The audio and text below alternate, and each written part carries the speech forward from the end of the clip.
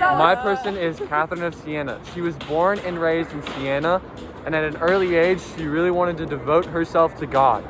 And she was a lay minister of the Dominican order and was a mystic, activist, and author who greatly influenced the Catholic Church in the 1300s. My person is Saint Scholastica, and she was born in Nursia, Italy in 480, and she lived a very strict life and died February 10th, and she's the twin of Monk Benedict. My person is Claire of Assisi, and she was born during the Middle Ages. She was the oldest daughter of Fabian.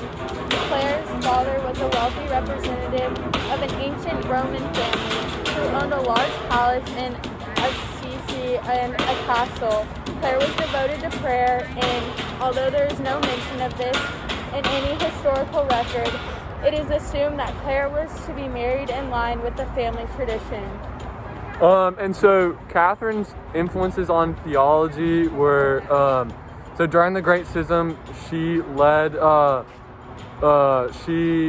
to Rome with the Pope. So the Pope was in Avignon, and she took the Pope to Rome. And she really influenced Pope Gregory VI's decision to leave Avignon for Rome.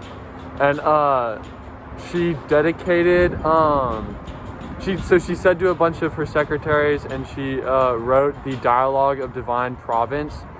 And she sent numerous letters to princes and cardinals to promote obedience to Pope Urban and defend what she calls the vessel of the church. So she was very influential in helping the church come together after the Great Schism of the West.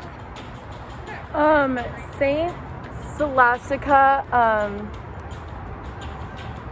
found a convent for religious women and nuns, and she influenced the theology by being the head of her covenant, which takes a strict life and a faithful mind.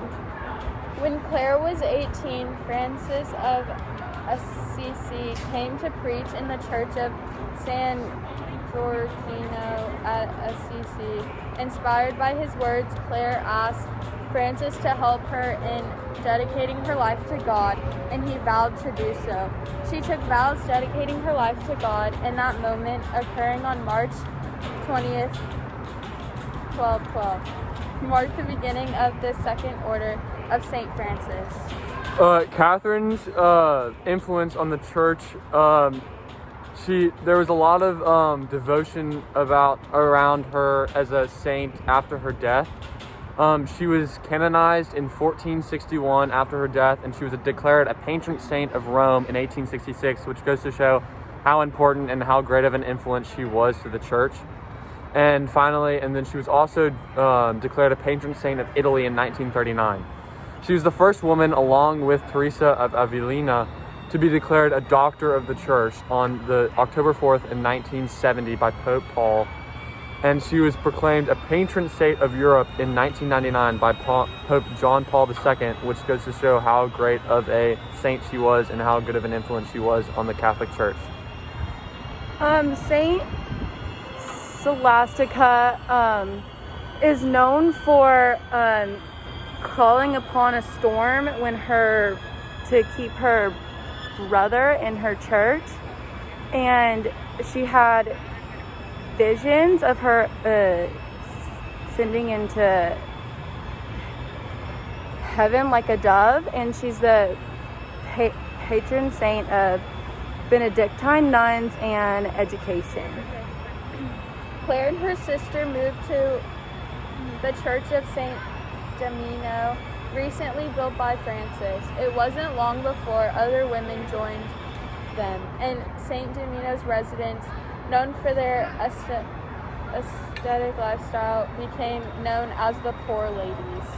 And so lastly, her dialogue that she wrote, there are hundreds of letters and dozens of prayers that she gave that placed her as a prominent figure in the history of Latin literature. So she was not only a great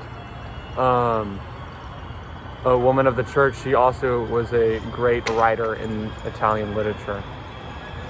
She devoted her life to nuns and God, and she influenced the church with her brother by making a monastery.